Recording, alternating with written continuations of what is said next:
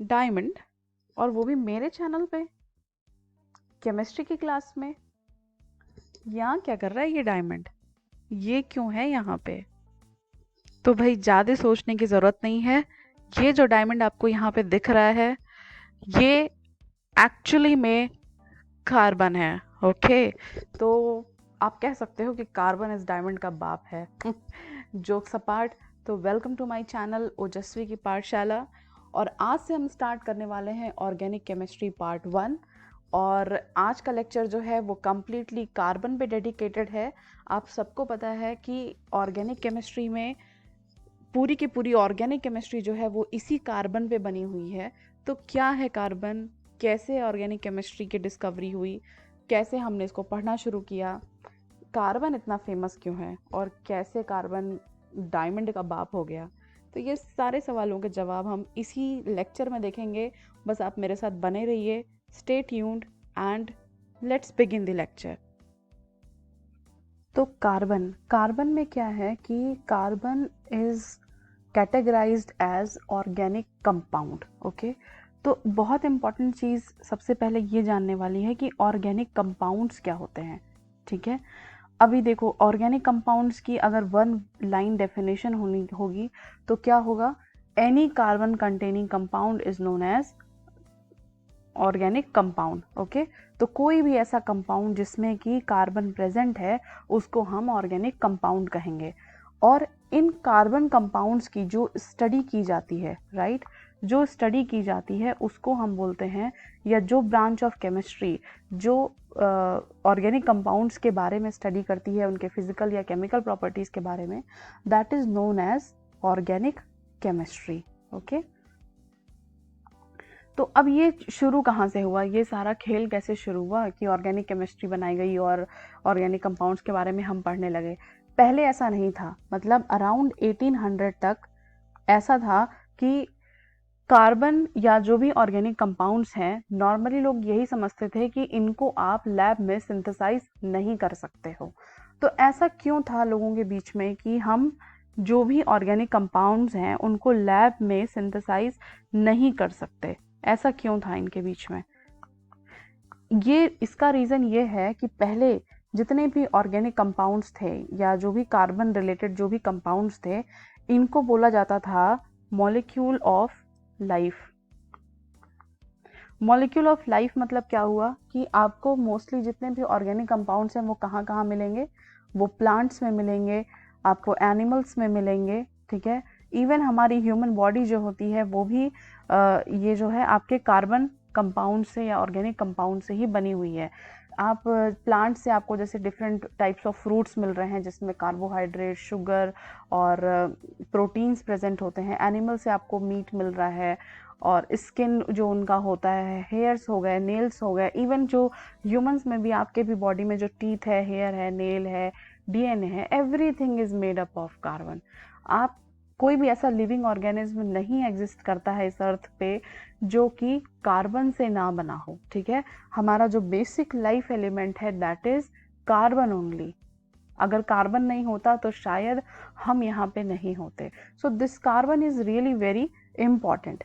अब नेक्स्ट क्या आया कि कार्बन तो बन गया, उससे क्या हुआ कि बहुत सारे जो आपके लिविंग ऑर्गेनिज्म हैं या डिफरेंट डिफरेंट जो सोर्सेज हैं, नेचुरल सोर्सेज हैं, वहाँ पे देखा गया कि ओके ये ऑर्गेनिक कंपाउंड वहाँ से मिल रहे हैं। तो इनकी स्टडी तो शुरू कर दी गई थी, लेकिन ये क्या हुआ कि ये लैब में सिंथेसाइज नहीं किया जा सकता था। इनको ये करना बड़ा मुश्किल था उस टाइम पे, और लोग यही मानते थे क्योंकि ये नेचुरली अकरिंग होते हैं ये सारे कंपाउंड, तो यही माना जाता था कि ऑब्वियसली इनको हम लैब में नहीं बना सकते हैं। लेकिन हुआ क्या कि 1828 में एक साइंटिस्ट थे जिनका नाम था फ्रेडरिक वूलर। ओके, इनको आप एफ वूलर भी लिख सकते हो, और ऐसे इनका नाम फ्रेडरिक वूलर था। ओके, वूलर 1828। तो इन्होंने क्या किया कि ये कुछ एक्सपेरिमेंट कर रहे थे केमिकल्स के साथ, तो अमोनियम साइनेट लिया था इन्होंने और उसे हीट किया। ठीक है, वो हीट किया तो ये अचानक से जो है यूरिया में कन्वर्ट हो गया। अब यूरिया क्या है? यूरिया एक ऑर्गेनिक कंपाउंड है। ठीक है, क्यों ऑर्गेनिक कंपाउंड है?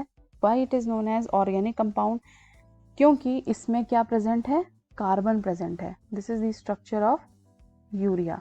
तो उन्होंने अचानक से देखा कि उनकी लैब में यूरिया बन गया। उन्होंने अमोनियम साइनेट के साथ कुछ और एक्सपेरिमेंट कर रहे थे और कुछ और गलती से बन गया, ठीक है। तो ये जो उनसे मिस्टेक हुई, यहीं से सबसे पहले साइंटिस्ट को पता चला, जितने भी केमिस्ट थे उनको ये पता चला कि ऑर्गेनिक कंपाउंड्स हम लैब में भी सिंथेसाइज कर सकते हैं।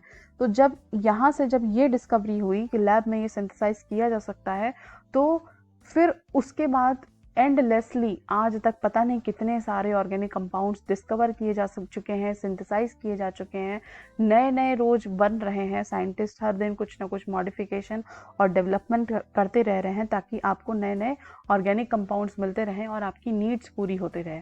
तो अब ये यूरिया आपको कहाँ मिलता है? ये आपके जो आपका जो एक्सक्रीट मटेरियल होता है बर्ड्स में, या आप जो एक्सक्रीट आउट करते हो उसमें नॉर्मली यूरिया प्रेजेंट होता है, ठीक है। एनिमल्स जो एक्सक्रीट आउट करते हैं ये यूरिया वहाँ पे प्रेजेंट होता है। अब नेक्स्ट क्या हो गया कि ये ऑर्गेनिक कंपाउंड्स इतने इंपॉर्टेंट क्यों हैं? क्योंकि हम क्या कह रहे हैं कि ये सारे के सारे नेचुरल रिसोर्सेज में प्रेजेंट होते हैं। इसके अलावा ये नॉन लिविंग रिसोर्सेज भी बहुत ज़्यादा अमाउंट में प्रेजेंट होते हैं। जैसे कि अभी हमने स्टार्टिंग में ही देखा था डायमंड, ओके।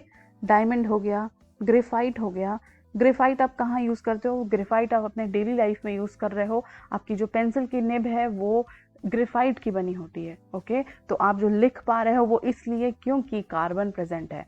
जिस चीज़ पे आप लिखते हो copy, that paper is made up of carbon. तो अगर आप अपने अगल बगल प्लास्टिक्स, ओके, जो आप पेन यूज़ कर रहे हो, जो आप लैपटॉप यूज़ कर रहे हो, मोबाइल यूज़ कर रहे हो, जो उसमें ग्लासेस यूज बनी हुई हैं, या फिर जो उसका जो बॉडी बनाया गया है, everything is made up of carbon, okay. तो कार्बन इतना इम्पॉर्टेंट है, ओके।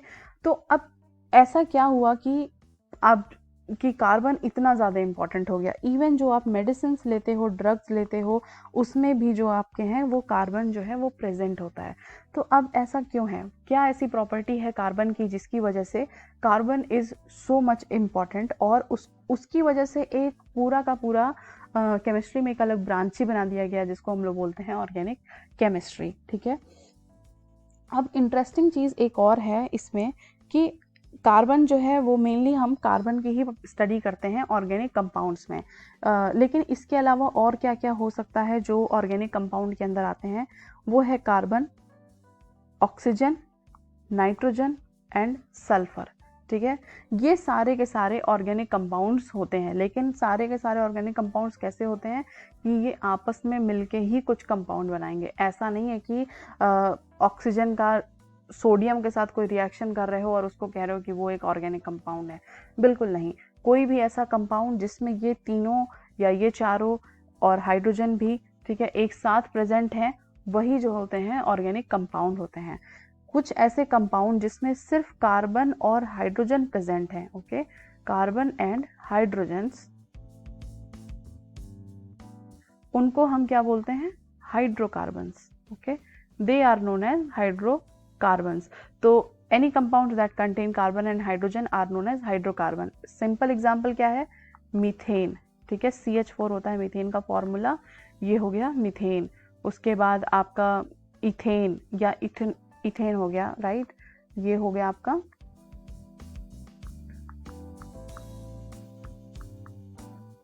Ethane, okay.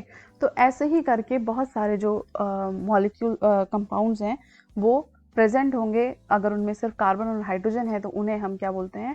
हाइड्रोकार्बन्स होती हैं। बहुत सारी क्लासेस होती हैं, लाइक ये आपके अल्केन्स हो गए, अल्कीन्स हो गए और अल्काइंस हो गए। ये सारे के सारे हाइड्रोकार्बन्स ही होते हैं, ठीक है। इनके बारे में हम डिटेल से हर एक लेक्चर प्रिपेयर करेंगे and we will study in detail about them. अभी हम कार्बन पे ही फोकस करते हैं, ठीक है। अब इसके बाद कार्बन क्या है कि कार्बन जो है वो ऑक्सीजन, जैसे आपने यहाँ देखा कि ये कार्बन हाइड्रोजन के साथ बॉन्ड बना रहा है, इसी तरह कार्बन जो है वो ऑक्सीजन के साथ, सल्फर के साथ और नाइट्रोजन के साथ बॉन्ड बनाता है, ठीक है।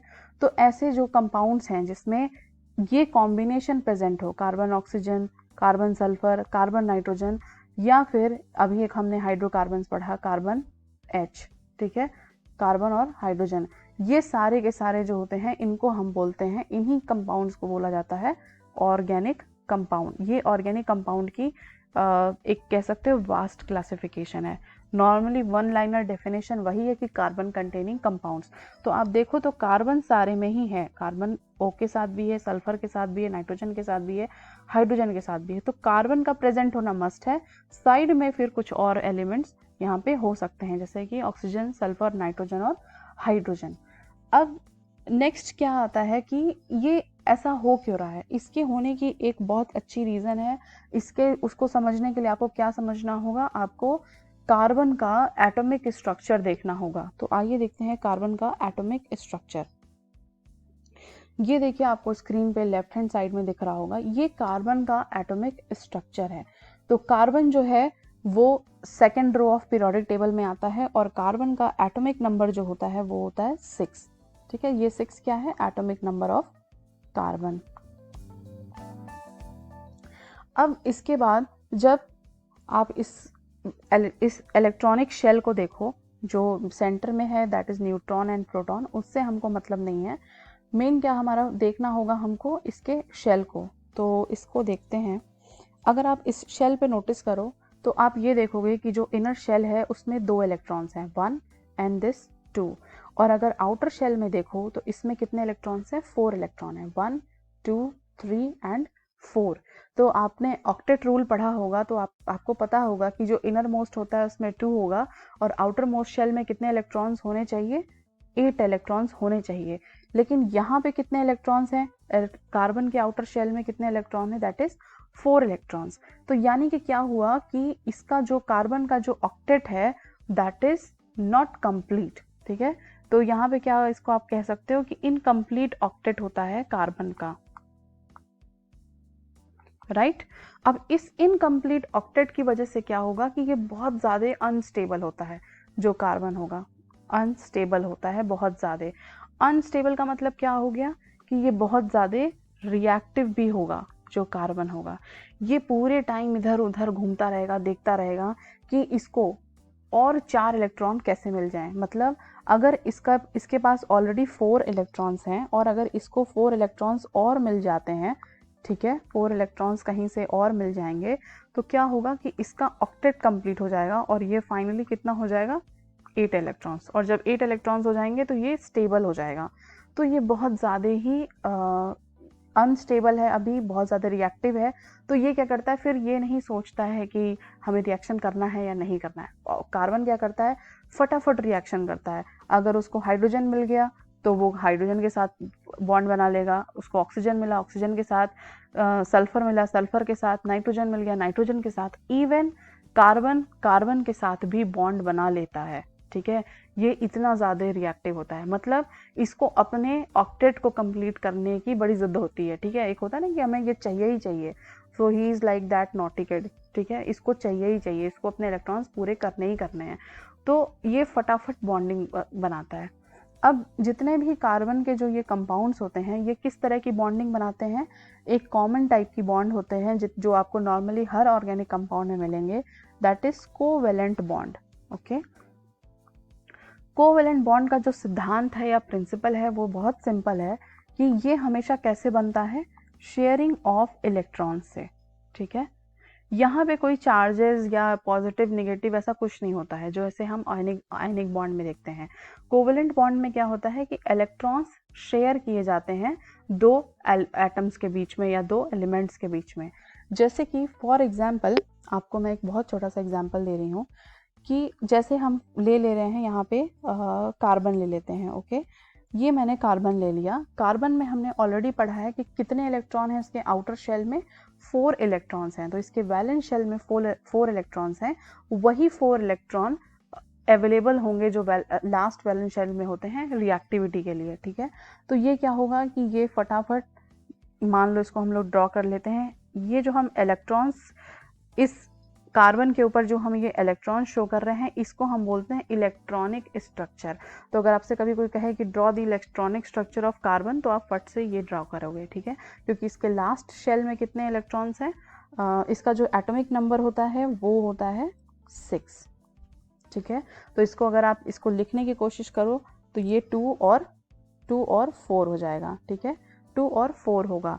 तो ये जो 4 होता है इसी को यही वैलेंस शेल इलेक्ट्रॉन कहते हैं। ये जो लास्ट में आता है, किसी भी आप कोई भी आप एलिमेंट ले लो और उसका जब आप लिखना शुरू करोगे, एटॉमिक नंबर से उसको ब्रेक करोगे, तो जो भी लास्ट में आ रहा है वही उसका जो है क्या होता है, वो उसका वैलेंस शेल इलेक्ट्रॉन होता है और यही अवेलेबल होता है रिएक्शन के लिए।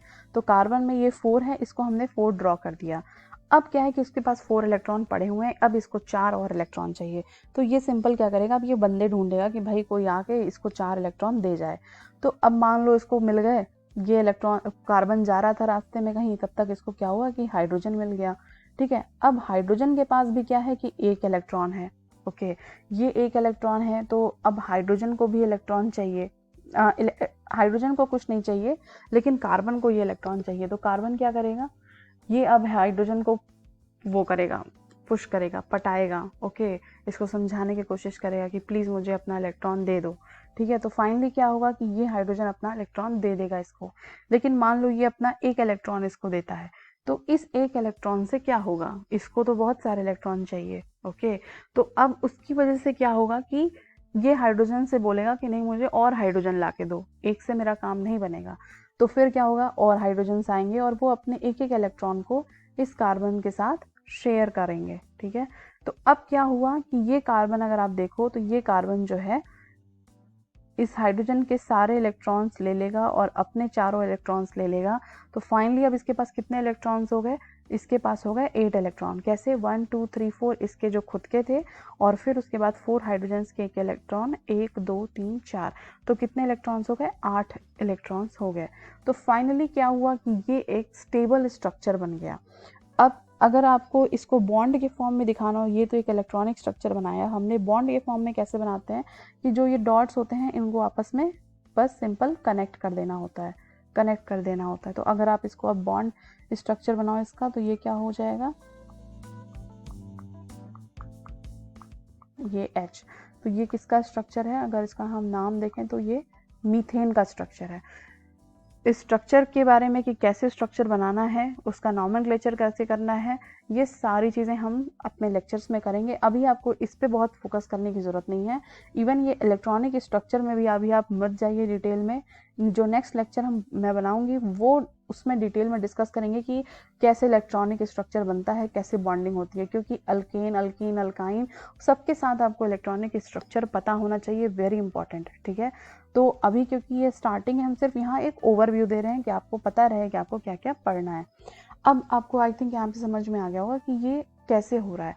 तो इस तरीके से, क्योंकि अपने ऑक्टेट को कंप्लीट करने के लिए, अपने आप को स्टेबल करने के लिए, ये जो है कार्बन जो है वो बहुत जल्दी दूसरे कंपाउंड्स के साथ, दूसरे एलिमेंट्स के साथ अपने इलेक्ट्रॉन्स को शेयर करता है और बॉन्ड बनाने की कोशिश करता है, एक स्टेबल बॉन्ड या एक स्टेबल स्ट्रक्चर बनाता है। इसके अलावा जो इम्पॉर्टेंट चीज़ है, एक और चीज़ बची है, वो मैं आपको बता दूं कि कार्बन जो है अब क्यों इतना ज़्यादा हर मतलब आप जो भी लाइफ फॉर्म्स देख रहे हो, नॉन लिविंग चीज़ें देख रहे हैं, हर जगह कार्बन इन्वॉल्व है। तो ऐसा क्यों, क्योंकि जैसा कि अभी हमने यहाँ पे देखा है कि कार्बन जो है वो पूरे टाइम अपने ऑक्टेट को कंप्लीट करने की कोशिश करता है, इसलिए बहुत ज़्यादा रिएक्टिव होता है, फटाफट बॉन्ड बनाता है। तो कार्बन जो है वो सिर्फ एक तरह का बॉन्ड नहीं बनाता है, वो बहुत सारे फॉर्म्स में एग्जिस्ट करता है। फॉर्म्स मतलब एग्जिस्ट करने का मतलब क्या हो गया कि वो चेन के फॉर्म में एग्जिस्ट करेगा, वो ब्रांच फॉर्म में एग्जिस्ट करेगा, then it exist in cyclic form, okay. तो चेन का मतलब क्या हुआ कि जैसे carbon carbon carbon carbon carbon, एक लॉन्ग चेन बनती चली जाएगी, ठीक है। नॉर्मली ये चेन वाली चीज़ आप किस में देखोगे, फैट्स में देखोगे। जो सैचुरेटेड अनसैचुरेटेड फैट्स आप देखते हो वो लॉन्ग चेन ऑफ कार्बन्स होते हैं, they are long chains of hydrocarbon. ये फैट्स में आप मेनली आपको देखने को मिलेगा। फिर ब्रांच चेन भी प्रेजेंट होती हैं, मतलब सी सी सी, और फिर कहीं और से ये ब्रांचिंग हो गई, फिर कहीं और से ब्रांचिंग हो गई, फिर इसमें भी ब्रांचिंग हो गई, इसमें ब्रांचिंग हो गई। तो ये क्या होता है कि ये ब्रांच्ड फॉर्म में प्रेजेंट होते हैं बहुत ज़्यादा। ये आप देख सकते हो ग्लिसरॉल में, सेलुलोज में, ठीक है, सेलुलोज कॉमन एग्जांपल है इसका। तो ये सब चीज़ें जो है मतलब कार्बन जो है बहुत तरीके से अपने आप को अरेंज कर लेता है।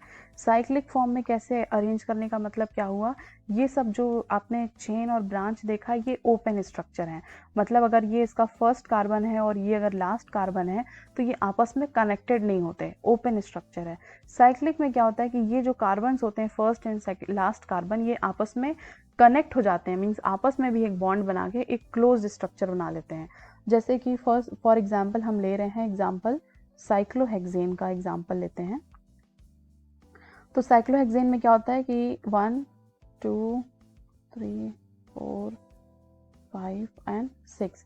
तो अब मान लो अगर इसको हम ऐसे देखें कि ये वाला जो कार्बन है ये फर्स्ट कार्बन है और ये वाला लास्ट कार्बन है, तो क्या होगा कि जैसे फर्स्ट सेकंड से बॉन्ड बनाएगा, फिर ये इससे बनाएगा, देन थर्ड फोर्थ से बनाएगा, फोर्थ फिफ्थ से बनाएगा, फिफ्थ ने सिक्स से बॉन्ड बना लिया। अब लास्ट वाला क्या होगा, फर्स्ट से बना लेगा, ठीक है। तो यानी कि क्या हो गया कि जो ओपन स्ट्रक्चर था वो अब क्लोज हो गया। तो इस वजह से कार्बन साइक्लिक फॉर्म में भी एग्जिस्ट करता है। साइक्लिक के बेसिस पे इसकी दो टाइप्स होते हैं। साइक्लिक के बेसिस पे एक होता है होमोसाइक्लिक और नेक्स्ट होता है हेट्रोसाइक्लिक। Okay, heterocyclic. तो जैसे आपने ये साइक्लोहेक्सेन कंपाउंड देखा, ये क्या है, ये एक होमोसाइक्लिक है। होमो मतलब क्या हो गया, similar, and hetero means different. तो सिमिलर का क्या मतलब हो गया कि जितने भी इसमें एलिमेंट्स हैं, कार्बन कार्बन कार्बन कार्बन, सारे के सारे कार्बन है, सेम है। हेट्रो में क्या होगा कि उसमें कोई ना कोई एक दूसरा एलिमेंट हो जाएगा, जैसे कि ऑक्सीजन, नाइट्रोजन, सल्फर, इनमें से कोई दूसरा एलिमेंट वहाँ पे प्रेजेंट होगा उस कंप्लीट जो स्केलेटन आपने ड्रॉ की है। जैसे कि इसी में अगर इसको हम बना रहे हैं, एक 5 मेंबर रिंग बना रहे हैं, ठीक है।